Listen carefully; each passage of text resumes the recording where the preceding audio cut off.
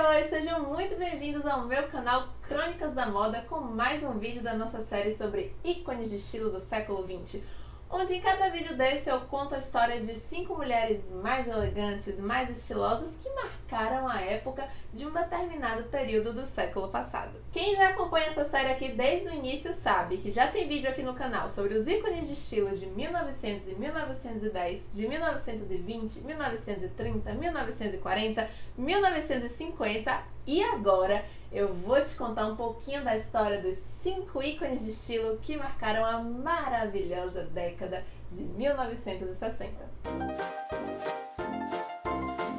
Antes da gente começar, já se inscreve no canal se você ainda não é inscrito para ficar sempre ligado nas novidades que tem por aqui. Toda quarta tem crônica nova e segue também o Crônicas da Moda no Instagram, que tem muita curiosidade sobre a história da moda lá, que eu tenho certeza que você vai amar. Bom, nosso ícone de estilo número 1 é a minha diva Audrey Hepburn. Nos anos 60, Audrey já era uma atriz famosa, com Oscar e tudo. Nos anos 50, né, foi quando ela começou a carreira dela, ela já tinha feito filmes importantes, como A Princesa e o Plebeu, Sabrina, Cinderela em Paris, mas ela entrou nos anos 60 com tudo, no seu personagem mais famoso. Eu tô falando, claro, de Holly Golightly em Bonequinha de Luxo. O filme estreou em 1961 e foi um marco tanto para a história do cinema como para a história da moda. O icônico vestido preto criado por Hubert Givenchy e adaptado pela figurinista Edith Head era a peça que faltava para consolidar a imagem do pretinho básico, do preto como uma cor chique e elegante. Eu falei que ele foi adaptado por Edith Head porque a versão original que Givenchy criou era curta e ela que adaptou, né, para o vestido ser longo. Alguns dizem que era para cumprir lá algumas regras de decoro dos estúdios. Eu não sei se isso faz muito sentido porque ela usa outros vestidos curtos no filme, então realmente não sei por que foi. Inclusive eu tenho um vídeo aqui no canal contando tudinho sobre os figurinos de Bonequinha de Luxo que você vai amar. Vou deixar o link aqui em cima e na descrição também. Audrey Hepburn nasceu na Bélgica em 1929. Sua mãe era uma nobre holandesa que se divorciou do pai de Audrey quando ela tinha só 9 anos.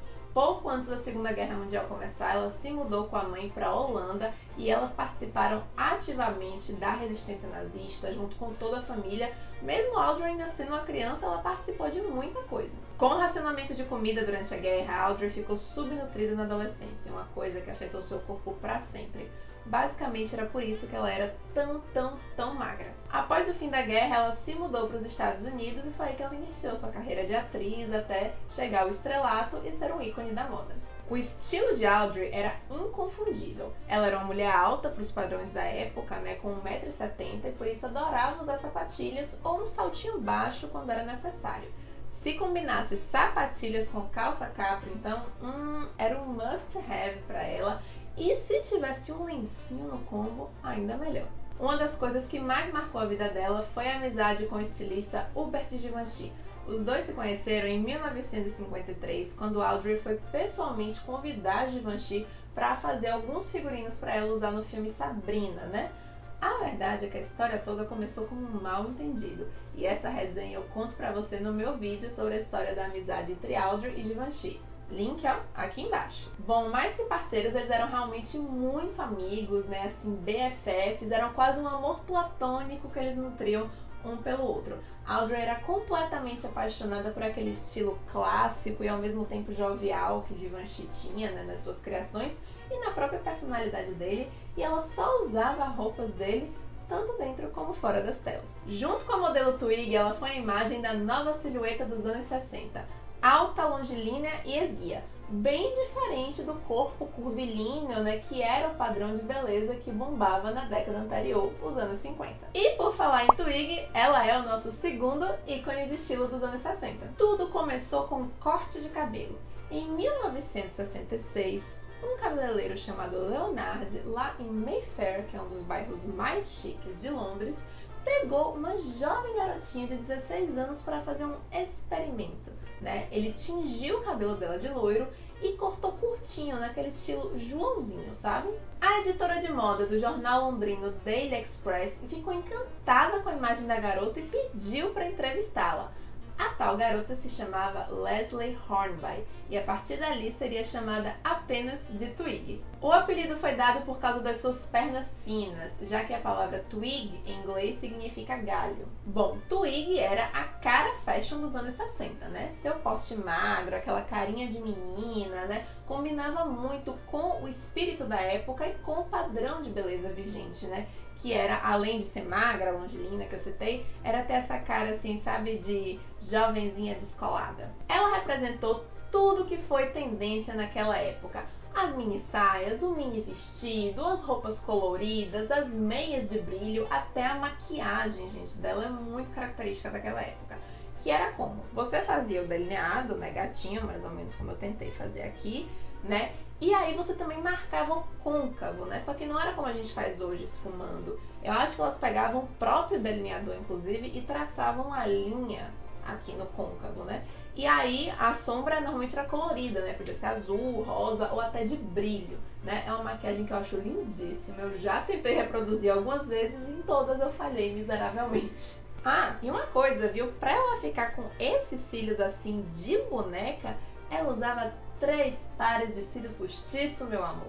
Twig foi a primeira modelo que conquistou o estrelato mundial. Em apenas um ano, ela apareceu em 3 editoriais e 5 capas de revistas de moda internacionais. Diana Vreeland, que era diretora da Vogue americana, costumava dizer que Twig era uma mini garota numa época de minis. Em 1967, ela lançou uma linha de vestidos em parceria com 2 estilistas recém-formados do Royal College of Art de Londres. Eram vestidos coloridos, como ela dizia, alegres, mas sem chamar muita atenção. E eram frescos, fáceis de usar, uma delícia. Depois ela fez outras coleções que ficaram muito famosas, fizeram muito sucesso nos Estados Unidos e no Japão. Curiosamente, Twig teve uma carreira curtíssima como modelo, de apenas 4 anos. Ela se aposentou aos 20 anos, dizendo que não podia passar a vida inteira sendo um cabide.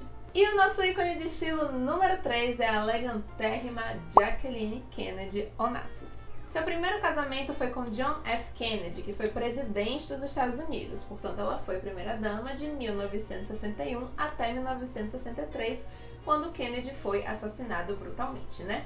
Depois disso, em 68, ela se casou com o magnata grego Aristóteles Onassis, com quem permaneceu até 1975.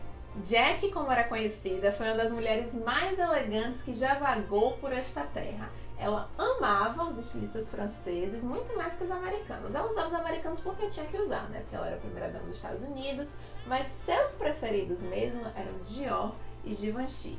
E dos americanos, ela gostava muito de Oleg Cassini. Ela usava muitas roupas dele. Oleg Cassini é aquele que eu falei no outro vídeo que namorou Grace Kelly. Ela tinha um estilo bem clássico, mas ao mesmo tempo jovial, sabe?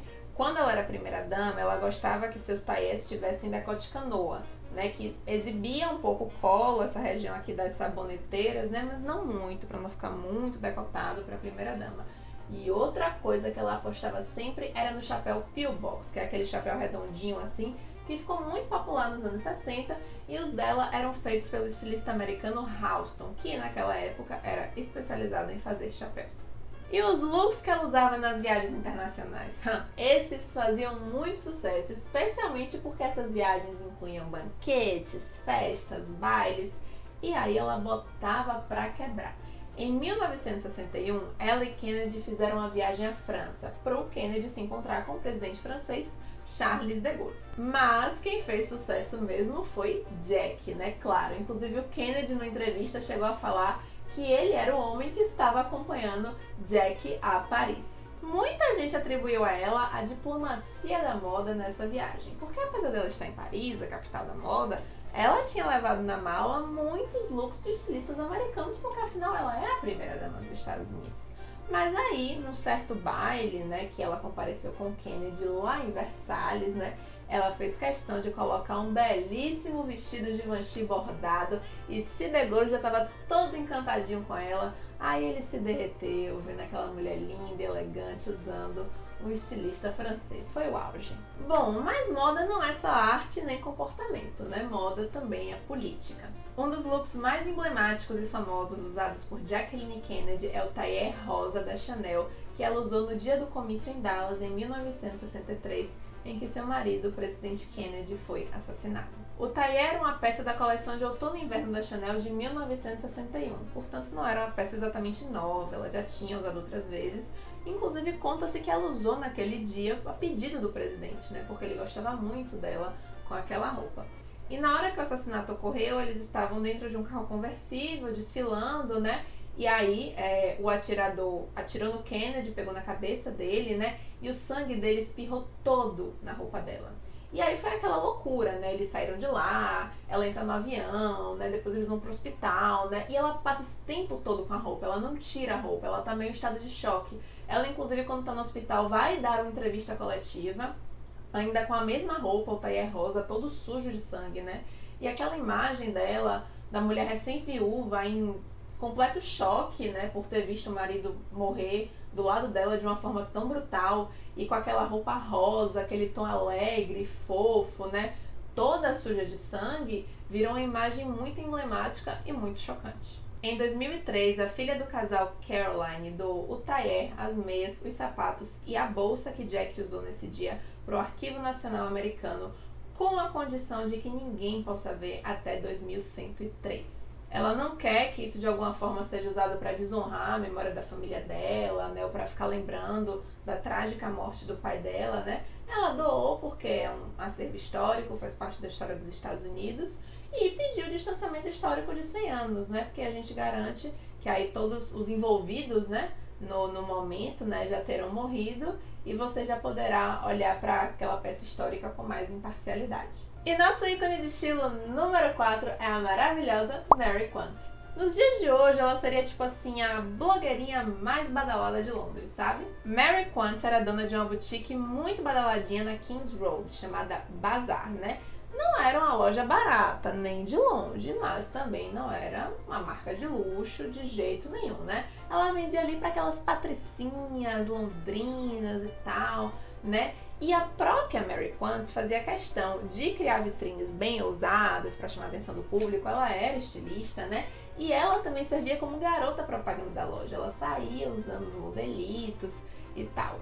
Ainda mais porque ela tinha um visual bem único, né? Ela tinha um cabelo bem curtinho e num corte geométrico que era, assim, sensacional. Mas Mary Quant entrou pra história da moda mesmo por ter sido uma das percussoras da mini saia. Inclusive, eu tenho um vídeo aqui contando só a história da mini saia e a importância que ela teve pro feminismo, ó. Link aqui embaixo. O primeiro estilista a encurtar as saias foi o francês André Corregis, na sua coleção de 1964, que ele apresentou saias 15 centímetros acima do joelho. Só que no ano seguinte, em 1965, Mary Quant lançou sua própria coleção de saias mais curtas e elas eram 30 centímetros acima do joelho. E foi ela que as batizou de mini saias. E mais do que uma roupa, ela fez da mini saia um estilo de vida. Nos anos 60, Londres era tipo assim a capital do mundo, estava fervilhando culturalmente com os Beatles, a pop art, né? E a juventude também estava muito ativa, né? Tava indo pra rua protestar contra as ditaduras, contra as guerras, transgredindo os pais, né? Eles estavam assim questionando tudo que as gerações anteriores já tinham feito. E Mary Quant, que era bem esperta, fez o quê? Juntou na mini saia toda essa efervescência cultural de Londres, né? Com esse estilo jovem rebelde dos anos 60, e ali ela criou um lifestyle super novo, disruptivo, né? A cara da juventude. Praticamente todas as jovens descoladas tinham que ter uma mini saia no armário. E a mini saia fez um sucesso tão grande que ela abriu várias filiais da loja dela por Inglaterra toda, nos Estados Unidos e vários pontos de venda ao redor do mundo. Mas claro que também tem a parte ruim, né? Obviamente a mini saia foi muito criticada, teve protestos contra a mini saia, em alguns países ela chegou a ser até proibida. E além desse item de vestuário super icônico que é a mini saia, Mary Quant também ajudou a popularizar outros grandes hits dos anos 60, que foi a malha canelada e as meias coloridas. E para fechar com chave de ouro, nosso quinto ícone de estilo é a lindíssima Catherine Deneuve. Catherine Deneuve é uma atriz francesa, né, que estreou bem cedo no cinema, inclusive aos 13 anos, mas também ela já vinha de uma família de artistas, né? Tanto seu pai como sua mãe eram atores, né? E apesar dela começar cedo, o estrelato só veio mesmo no ano de 1964, quando ela estrelou o filme Os Guarda-Chuvas do Amor. Fofo, não é uma comédia romântica, né? Não tem nome de comédia romântica. Eu não sei se é. Mas hoje ela é mundialmente conhecida pelo seu filme mais famoso de todos, La Belle de Jour, A Bela da Tarde, que virou até música de Alceu Valença. Catherine Deneuve, gente, é tipo assim, a imagem clássica, sabe, do estilo da francesa, né? Ela é elegante, ela é sexy, sem ser vulgar, né? Inclusive ela tinha um apelido de Donzela de Gelo, porque ela tinha uma beleza assim tão elegante e tão assim requintada, né, que as pessoas achavam que ela era completamente inalcançável, sabe? Meu Deus, nenhum homem nunca vai conseguir ficar com essa mulher. E ela também usou e abusou de várias tendências dos anos 60, especialmente a gola roulé e as botinhas brancas. Também foi o auge da botinha branca nessa época. E outro item que ela amava, que ela não dispensava quase nunca, era um laço na cabeça. Eu preciso confessar que eu também amo. Tenho várias fotos dela salvas no meu Pinterest de cabelos, né? Ela com os laços na cabeça, esses penteados lindos. E ela usava laço pra tudo, desde pra um look mais despretensioso, campestre, até pra um look de gala, pra ela ir pra uma festa à noite. Um negócio lindíssimo. Eu tenho um fraco por laços também. E veja só, ela era a musa inspiradora de ninguém menos que Yves Saint Laurent, um dos maiores gênios da moda francesa da segunda metade do século XX. Os dois se conheceram em 1965, quando Catherine encomendou, né, o ateliê de Yves, um vestido de gala para ela ir no encontro com a Rainha Elizabeth II. Né? E aí eles se conheceram, ficaram super amigos, né? O vestido ela usou no ano seguinte, em 66, era um vestido branco com os bordados vermelhos, bem bonito, né? E aí eles ficaram um em carne, inseparáveis. Inclusive, em 66, quando Yves Saint Laurent cria o Le Smoking, o smoking feminino, quem é que vai servir de modelo para tirar as fotos? Catherine Deneuve. Olha ela aqui. Até hoje ela usa muito a grife Saint Laurent e todo desfile que o Anthony Vaccarello, que é o atual diretor criativo da marca, apresenta, ela tá lá batendo ponto. Ela sempre vai assistir todos. E a carreira dela de atriz continua, ela segue aí atuando em muitos filmes.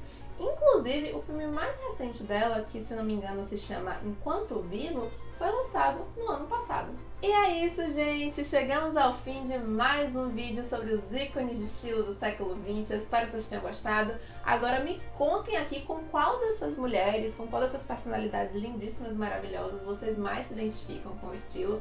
Os anos 60 é difícil pra mim escolher, por causa das minhas épocas preferidas, mas eu ficaria aqui com pelo menos 3.